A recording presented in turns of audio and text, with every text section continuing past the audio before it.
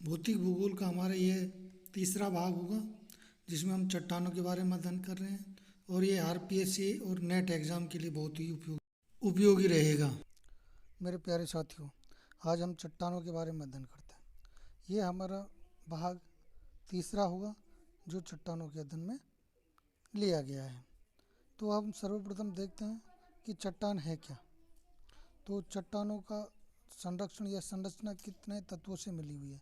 तो पृथ्वी की पपड़ी की संरचना अनेक तत्वों से मिलकर बनी हुई है, परंतु उसका 98% भाग केवल 8 तत्वों से निर्मित है और शेष 2% भाग में लगभग 90 तत्वों से मिलकर बना है।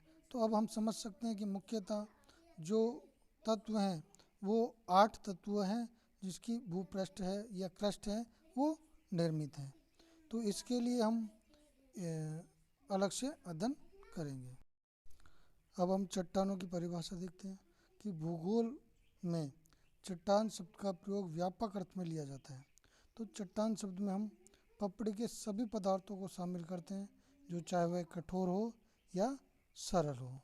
तो हम देखते हैं कि चाहे वो चट्टान का धूल हो या फिर बड़ी बड़ी चट्टानें हो, तो इनको सभी को हम चट्टानों में सम्मिलित करते हैं। ये भूगोल या गर्भशास्त्र के अनुसार इसकी अर्थ लिया जा सकता है। अब हम इसके कुछ उदाहरण देख लेते हैं। अब उदाहरण के लिए देखो, हम लेते हैं सबसे कठोर चट्टानें होती हैं, उनमें ग्रेनाइट का उदाहरण ले सकते हैं, और मध्यम बलुआ पत्थर ले सकते हैं, और जो चूना पत्थर हैं वो सबसे मुलायम पत्थरों में माना जाता है। तो इस प्रकार हम देखते हैं कि चट्टानों के विभिन्न रूप पाए जाते हैं, जिनमें कठोर और कोमल चट्टानें दोनों ही शामिल होती हैं। अब हम विभिन्न चट्टानों का उनमें प्रतिशत देखते हैं। चट्टानों में जो भूपृष्ठ है, तो उस पर कौन कौन से पदार्थ पाए जाते हैं। तो उनमें हम देखते हैं पपड़ी में अधिकांश जो मात्रात्मक प्रतिशत के अनुसार हम देखते हैं, तो सर्वाधिक ऑक्सीजन पाया जाता है, जो 46.8% के लगभग रहता है। उसके पश्चात silicon 27, aluminium 8%, iron 5%, calcium 3.63%, sodium 2.83%, और इसी प्रकार से हम देखते हैं पोटेशियम 2.59%, मैग्नीशियम 2.09%। और इन सबका अगर हम कैलकुलेशन लगाएं तो ये है लगभग संपूर्ण पदार्थों का 98.79% हो जाता है। तो इसी से हम अंदाज लगा सकते हैं, अनुमान लगा सकते हैं कि पृथ्वी की अधिकांशतः जो भूपृष्ठ है वो इन 8 तत्वों से मिलकर बना होता है।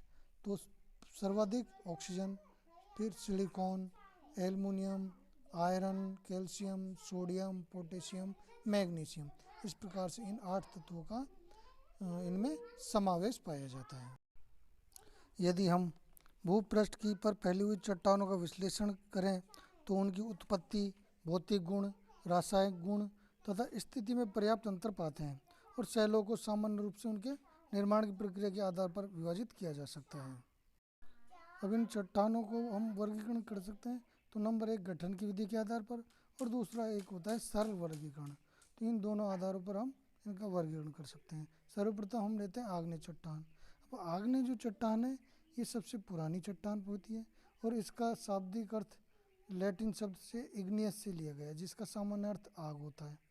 अब हम जानते हैं कि आग तप्त होती है, तो ये विभिन्न प्रकार से बाहर आती है। ज्वालामुखी प्रक्रिया से का ही मुख्य कारण होता है इनका बाहर आना। तो इस प्रकार इनको हम प्राथमिक चट्टान भी कहते हैं। अब इसके शाब्दिक अर्थ पर प्राय भ्रांति हो जाती है कि आग्नेय शैलों का निर्माण अग्नि के योग से हुआ है, परंतु वास्तविकता ये है कि आग्नेय की रचना तप्त एवं तरल मैग्मा के शीतल होने से होती है। चूँकि मैग्मा तप्त होने के कारण अंगारे की तरह लाल होता है, इसलिए अग्नि की आशंका होती है, और वैसे सचमुच अग्नि नहीं होती। इस प्रकार आग्नेय का निर्माण मैग्मा के ठंडा होकर जमकर ठोस होने से होता है। चूँकि सर्वप्रथम इस सेल का निर्माण हुआ था, तो अतः इसे हम प्राथमिक सेल कहते हैं या प्राइमरी रॉक्स भी कहते हैं। इसी प्रकार प्राथमिकता के कारण अन्य चट्टानों का निर्माण भी प्रत्यक्ष अथवा अप्रत्यक्ष रूप से इन्हें ही माना जाता है। तो प्राय ऐसा विश्वास भी किया जाता है कि आग्नेय शैल का निर्माण पृथ्वी के भूगर्भिक इतिहास के हर काल में होता रहा है और वर्तमान समय में भी इसका निर्माण हो रहा है। और ज्वालामुखी उद्गार के समय गर्म एवं तरल लावा पृथ्वी के अंदर तथा बाहर जमकर ठोस होकर आग्नेय शैल के रूप में ले लेता है। तो इस प्रकार यह हम इस चित्र में देखते हैं कि तप्त लावा धीरे धीरे ठंडा होता है और वह चट्टानों का रूप ले लेता है। तो इसी प्रकार से हम आगे इनकी आग्नेय शैल की कुछ विशेषताओं का अध्ययन करते हैं कि इसमें क्या कौन कौन सी विशेषताएं पाई जाती हैं। अब हम आग्नेय शैल की विशेषताओं के बारे में चर्चा करते हैं। तो सर्वप्रथम हम देखते हैं कि आग्नेय शैल एक कठोर होती है। तो कठोर जो होती है तो इसका हम विवरण देखते हैं तो इसमें मिलता है हमें कि कुल मिलाकर आग्नेय जो चट्टानें होती हैं बहुत ही कठोर होती हैं और जल बड़ी कठिनाई से इनके जॉइंट्स के सहारे प्रविष्ट होता है। लंबे समय तक खुले रहने के कारण कभी कभी चट्टानें इतनी और इस कारण ये कई बार हम देखते हैं कि अगर लंबे समय तक जब खुली रहती हैं तो चट्टानें इतनी मुलायम हो जाती है कि फावड़े से आसानी से भी उसे खरोचा जा सकता है। दूसरा हम देखते हैं कि रवेदार और दानेदार चट्टानें होती हैं। तो आग्नेय चट्टानें रवेदार होती हैं और दानेदार होती हैं, परंतु रवों की बनावट में पर्याप्त अंतर पाया जाता है। उनके आकार, साइज और उसके रूप में भी पर्याप्त अंतर पाया जाता है। इनका क्रम भी भिन्न भिन्न होता है। कणों की बनावट और मैग्मा के ठंडे होने की गति और उनके स्थान पर आधारित होती है। जब मैग्मा ऊपरी धरातल पर ठंडा हो जाता है तो तीव्र गति से जमने लगता है, तो जिसके कारण कणों का बनना पूर्ण नहीं हो पाता। इसी कारण या तो रवे होते ही नहीं है और यदि होते भी हैं तो बहुत बारीक होते हैं, जिन्हें हम बिना किसी यंत्र की सहायता से नहीं देख सकते हैं। इसके विपरीत जब मैग्मा धरातल के नीचे ठंडा होकर धीरे धीरे जमता है तो वह उसके परिणाम स्वरूप हम देखते हैं कि कणों की बनावट पूर्ण रूप से संपन्न होती है। इस कारण चट्टानें रवेदार होती हैं और कण बड़े बड़े होते हैं। अब हम देखते हैं कि इन जो चट्टानें इनमें परतें नहीं पाई जाती। तो आग्नेय चट्टानों में परतें नहीं पाई जाती। जब लावे का उद्गार होता है तो हम कई बार देखते हैं कि लावा एक साथ ही बड़ी मात्रा में जमा होता है, तो जिसके कारण इनमें परतों की जो आशंका होने की लगती है, परंतु वास्तव में परत पाई नहीं जाती है। तीसरा हम देखते हैं इन चट्टानों में कि पानी की जो परत है, पानी का जो प्रवेश है इनमें नहीं होता है, या होता भी तो बहुत कम होता है। चूँकि पानी का प्रवेश इनमें बहुत कम होता है, इसीलिए रासायनिक अपक्षय का प्रभाव बहुत ही कम होता है। कभी कभी चट्टानों के जोड़ों से होकर पानी रिसकर चट्टानों के अंदर तक पहुंच जाता है। फलस्वरूप यह चट्टान कहीं कहीं पर जलयुक्त तथा कहीं कहीं पर तेलयुक्त होती है, परंतु यह स्थिति बहुत कम पाई जाती है क्योंकि तेल अधिकांश रूप में अवसादी शैलों में पाया जाता है।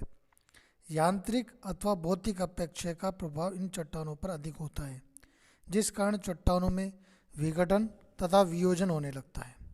अब हम आग्नेय शैलों में कि इसमें जीवाश्म नहीं पाए जाते हैं। आग्नेय शैलों में कोई जीवाश्म नहीं पाए जाते हैं, अर्थात जीवों की कोई अवशेष नहीं पाए जाते हैं। इसके कई कारण बताए जा सकते हैं। जब पृथ्वी की सृष्टि हुई या उत्पत्ति, उसी समय से पृथ्वी के ठंडा होने से इस चट्टान का निर्माण होने लगा था, जबकि प्रारंभ में पृथ्वी पर जंतुओं एवं वनस्पतियों का आविर्भाव नहीं हुआ था। दूसरे, आग्नेय चट्टान का निर्माण तप्त एवं तरल मैग्मा के ठंडे होने से होता है। अतः अत्यधिक उष्णता के कारण जीवाश्म यदि हो नष्ट हो जाते हैं। अत्यधिक उष्णता के कारण जीवावशेष यदि नष्ट हो जाते हैं, तो इसी कारण आग्नेय शैलों में जीव जंतुओं एवं वनस्पतियों के अवशेष नहीं पाए जाते हैं। आग्नेय शैलों में संधियाँ निचले भाग की अपेक्षा ऊपरी भाग में अधिक होती हैं और संधियों का आविर्भाव अनेक कारणों से होता है। तो आग्नेय शैल के ठंडा होने से सिकुड़ने के कारण हो जाता है, यांत्रिक अपक्षय के कारण प्रसार एवं संकुचन द्वारा होता है, और चट्टान के ऊपर अथवा पदार्थ के हट जाने से दबाव से कमी आने के कारण भी होता है, और संतुलन की अव्यवस्था के कारण भूपृष्ठ में आने वाली हलचलों के द्वारा भी इनमें संधियाँ या दरारें पड़ जाती हैं। आग्नेय शैल की संधियाँ प्राय ठंडी होती हैं और सतह के समकोण पर पाई जाती हैं। जब कभी ये संधियाँ खनिज पदार्थों में से भर जाती हैं तो चट्टान काफ़ी कठोर हो जाती है और अपेक्षाकृत क्रिया रुक जाती है। आग्नेय शैलों का संबंध प्राय ज्वालामुखी क्रिया से होता है, अर्थात इनका निर्माण ज्वालामुखी से निकलने से लावे से होता है, अतः इसका वितरण ज्वालामुखी क्षेत्रों में पाया जाता है। तो ये हम देखते हैं कि इसकी मुख्य विशेषताएं होती हैं। यदि हम आग्नेय शैलों के वर्गीकरण की बात करते हैं तो पाते हैं कि आग्नेय चट्टानों के प्रकारों में पर्याप्त अंतर पाया जाता है। इनमें खनिजों की रचना, रंग, कणों का आकार, उनकी बनावट और विभिन्न आग्नेय चट्टानों की उत्पत्ति की प्रक्रिया में भी पर्याप्त भिन्नता पाई जाती है। तो इस आधार पर आग्नेय शैलों को हम 4 तरह से विभाजित करते हैं। तो पहला हम कर सकते हैं उत्पत्ति की प्रक्रिया के अनुसार। तो उत्पत्ति की प्रक्रिया के अनुसार हम देखते हैं या गठन के प्रक्रिया के अनुसार देखते हैं तो इनमें पुनः 2 भागों में विभाजित कर सकते हैं हम, अंतःनिर्मित आग्नेय शैल और बाह्य निर्मित आग्नेय शैल। अब इनको भी हम पुनः वर्गीकरण कर सकते हैं। तो अंतः आग्नेय जो शैल पाए जाते हैं उनको हम पुनः 2 भागों में विभाजित करते हैं, पातालीय शैल और मध्यवर्ती आग्नेय शैल। इसी प्रकार बाह्य निर्मित आग्नेय शैल को भी हम 2 प्रकारों में विभक्त करते हैं, विस्फोटक प्रकार और शांत प्रकार। अब हम आग्नेय शैल के द्वितीय वर्गीकरण की बात करें तो कणों के आधार पर बात करते हैं। तो इसमें हम बड़े कणों वाले आग्नेय शैल, महीन कणों वाले आग्नेय शैल, इसी प्रकार हम पैगमेटिक, फेनेरिटिक और एफेनेटिक, ग्लासी और पोरिफाइटिक, इन 5 भागों में पुनः विभाजित कर सकते हैं। तो इस प्रकार हम देखते हैं उत्पत्ति की प्रक्रिया के अनुसार ये 2 भागों में विभाजित थी, बाह्य और अंत है, कणों के आकार पर अलग अलग। अब हम तीसरे प्रकार के बारे में बात करते हैं, रासायनिक संरचना के आधार पर। अब रासायनिक संरचना के आधार पर आग्नेय शैलों को पुनः 2 भागों में बांटा जाता है, अम्ल प्रधान आग्नेय शैल और बेसिक आग्नेय शैल। तो इस प्रकार हम रासायनिक संरचना के आधार पर इनको 2 भागों में विभाजित कर देते हैं। आग्नेय शैलों का वर्गीकरण हम अगर यदि उत्पत्ति के आधार पर देखें तो आग्नेय शैलों की संरचना तरल मैग्मा एवं लावा के जमने से होती है। ज्वालामुखी के उद्गार के समय निश्चित लावा जो 2 रूपों में जमता है, प्रथम धरातल के ऊपर और द्वितीय धरातल के नीचे। इस आधार पर बाह्य निर्मित और अंतर्निर्मित 2 प्रकार की आग्नेय चट्टानों को हम पाते हैं। आंतरिक चट्टानें, तो आंतरिक चट्टानें जो आग्नेय शैल का रूप है, जब ज्वालामुखी के उद्गार के समय मैग्मा ऊपर की तरफ अग्रसर होकर धरातल के ऊपर न पहुंचकर केवल धरातल के अंदर ही ठंडा होकर ठोस रूप धारण कर लेता है तो आंतरिक आग्नेय शैल का निर्माण होता है। इसके निर्मित होने वाले स्थान के धरातल से गहराई में एक स्थान से दूसरे स्थान पर पर्याप्त अंतर पाया जाता है और कुछ आंतरिक चट्टानें काफ़ी गहराई में होती हैं। इस प्रकार स्थिति के विचार से अंतर्जात आग्नेय शैलों को पुनः 2 वर्गों में विभाजित किया जाता है। नंबर 1, पातालीय अंतर्जात आग्नेय शैल अर्थात प्लूटोनिक आग्नेय चट्टान। इस प्रकार की आग्नेय चट्टान का निर्माण पृथ्वी की अधिक गहराई में होता है। चूँकि इनका ठंडा होना, जमाव एवं ठोस होना अधिक गहराई में होता है जहाँ पर तापमान अधिक होता है, अतः इनके ठंडे होने की गति भी मंद होती है अर्थात धीमी होती है। इस कारण ही इसमें रवे अधिक तथा बड़े पाए जाते हैं। ग्रेनाइट नामक आग्नेय शैल पातालीय शैल का प्रमुख उदाहरण है। इस पातालीय शैल का नामकरण प्लूटो के नाम पर किया गया है, जिसका तात्पर्य होता है पाताल देवता। ये इतनी गहराई में स्थित होती है कि पृथ्वी के ऊपरी भाग में अत्यधिक अपर्दन अथवा उत्थान के बाद ही ऊपरी भाग दृष्टिगोचर होता है। दूसरे हम मध्य आंतरिक आग्नेय चट्टान या मध्यवर्ती अंतर्जात आग्नेय चट्टान का अध्ययन करेंगे। जब ज्वालामुखी के उद्गार के समय गर्म एवं तरल मैग्मा ऊपर उठता है, परंतु धरातलीय अवरोध के कारण दरारों, छिद्रों एवं नलियों में ही जमकर ठोस रूप धारण कर लेता है, तो इस प्रकार की सेलों का निर्माण होता है। और ये मध्यवर्ती इसलिए ही कही जाती है कि इनका निर्माण धरातल की सतह के नीचे होता है। अपरदन के कारण चट्टानें धरातल पर विभिन्न रूपों में प्रकट होती है और इनमें से प्रमुख जो हम प्रकार मानते हैं बैथोलित, फैकोलित, लेपोलित, डाइक, सिल एवं नेक। तो यहाँ ये सभी अंतर्जात आग्नेय शैल के विभिन्न रूप हैं। ध्यान रखने की मुख्य बात ये है कि ये प्रकार नहीं है, इसके आग्नेय शैल जो अंतर्जात हैं उनके रूप हैं, ना कि ये प्रकार हैं। हम अब इनको सबको एक मध्य आंतरिक आग्नेय चट्टानों के सबसे पहले हम लेते हैं रूपों की बैथोलित। चर्चा करते हैं, उनको लंबे समझते हैं कि कौन सी आकृति असमान क्या तथा कहलाती उभरे हुए आग्नेय शैलों के आकार होते हैं। ये प्राय गुंबद के आकार के होते हैं, तो जिनके किनारे खड़े ढाल वाले होते हैं तथा आधार तल अधिक गहराई में होता है। अपरदन द्वारा इसका ऊपरी भाग दिखाई देता है, परंतु इसका आधार कभी नहीं देखा जा सकता है।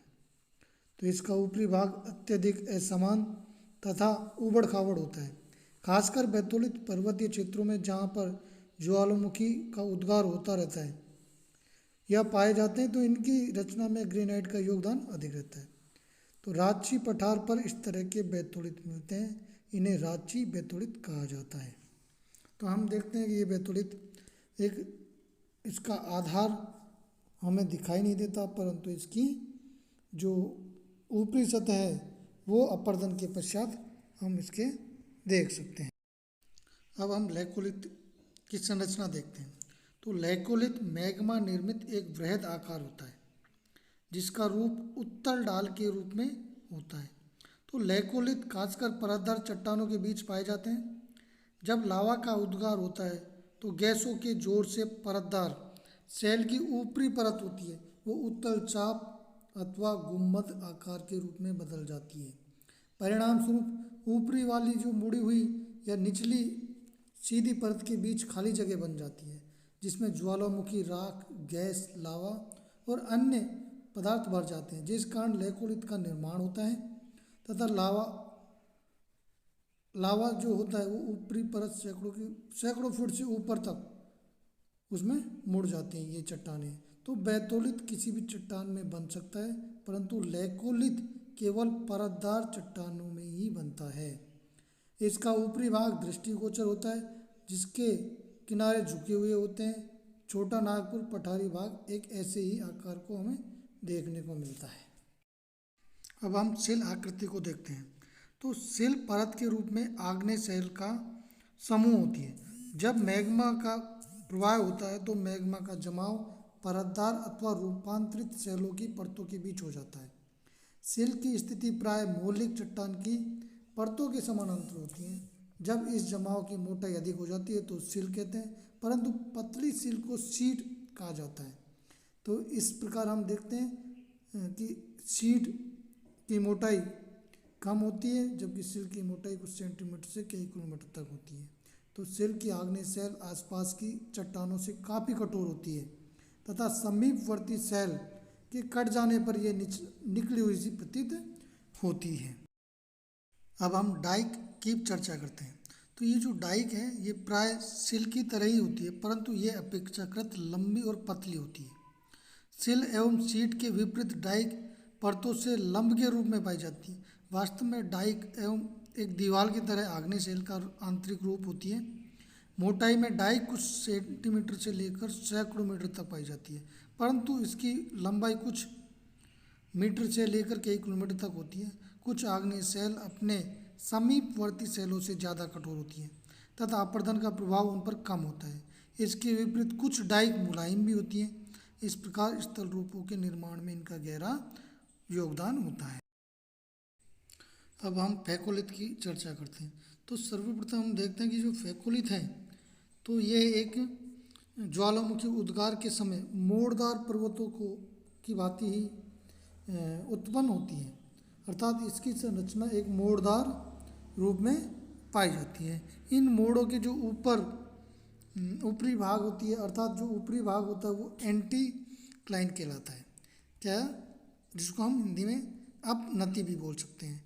अपनति ऊपरी भाग होता है और एक दूसरा भाग होता है जो निचला भाग होता है, उसको हम, इस संरचना को हम जो नीचे की तरफ मुड़ी हुई थी उसको हम अभिनति या सिंक्लाइन कहते हैं, अर्थात जो नीचे है वो सिंक्लाइन और ऊपरी जो मोड़ होता है उसको हम एंटीक्लाइन बोलते हैं, अर्थात अपनति और अभिनति। तो यही मुख्य संरचना होती है जो मोड़दार होती है, तो फेकोलिथ की संरचना है। मध्यवर्ती शैलों में ये जो लोपोलिथ है वो जर्मन भाषा के लोपास से लिया गया है, जिसका तात्पर्य होता है एक चिचली बेंसिन, अर्थात ये एक तस्तरीनुमा आकार की झील की तरह होती है, अर्थात ये मैग्मा का जब जमाव धरातल के नीचे अवतल आकार वाली चिचली बेंसिन में हो जाता है तो उसे तस्तरीनुमा आकार का निर्माण हो जाता है। इसी आकार को हम लोपोलिथ कहते हैं।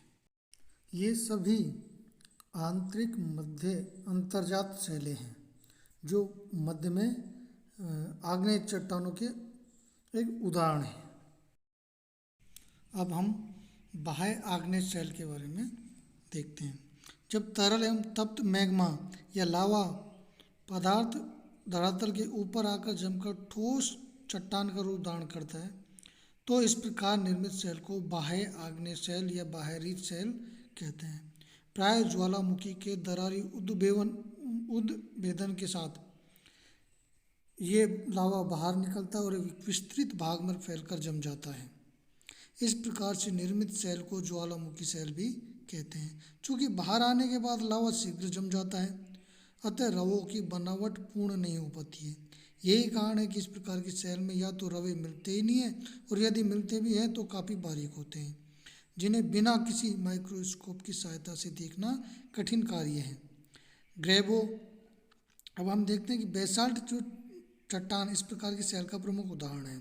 तो ग्रेबो तथा ऑक्सीडियन नामक आग्नेय शैल भी इसी श्रेणी में आती हैं। लावा की जो सतह है उसको के अनुसार हम इनको पुनः फिर दो भागों में विभाजित करते हैं। पहला है विस्फोट के आधार पर और दूसरा है शांत प्रकार के, अर्थात जो विस्फोट ज्वालामुखी से होता है वो विस्फोट प्रकार की शैल बन जाती हैं और जो शांत प्रकार के ज्वालामुखियों से होते हैं जो स्लो चलते हैं, धीरे धीरे निकलते हैं, तो वो शांत प्रकार की चट्टानें बन जाती हैं। इस प्रकार बाह्य आग्नेय शैलों से दो प्रकार की विस्फोटक प्रकार और शांत प्रकार की चट्टानों का निर्माण होता है।